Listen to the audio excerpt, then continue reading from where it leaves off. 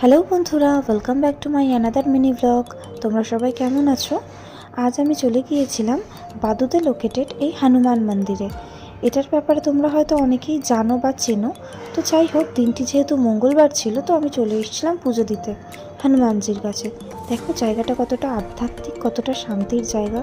দেখতেও ভাল লাগে, বসতেও ভাল লাগে। যাই হোক, আঙ্কেল আমাদের প্রসাদগুলো নিয়ে পুজো দিয়ে দিচ্ছিলেন ভগবানের কাছে। তার মধ্যেই আমি বাইরে চলে এসেছিলাম ধূপ মোম জ্বালিয়ে নিজের তরফ থেকে একবার একটু আরতি করে নেওয়ার জন্য। পুজো শেষে আমরা পেয়ে গেছিলাম প্রসাদ আঙ্কেলের থেকে। তারপর আর কি একটু বসে পড়েছিলাম গাছতলায়, কারণ সকাল থেকে না খেয়েছিলাম তো। তারপরে জলও খাইনি, এই গরমের মধ্যে নির্জলা উপোস ছিল। যাই হোক, অনেক কথাই তো হলো। এর মধ্যে শোনো, যদি তোমরা আমার চ্যানেলে নতুন হয়ে থাকো, আমার চ্যানেলটিকে কিন্তু অতি অবশ্যই সাবস্ক্রাইব করে দিও পরবর্তী সমস্ত আপডেটের জন্য।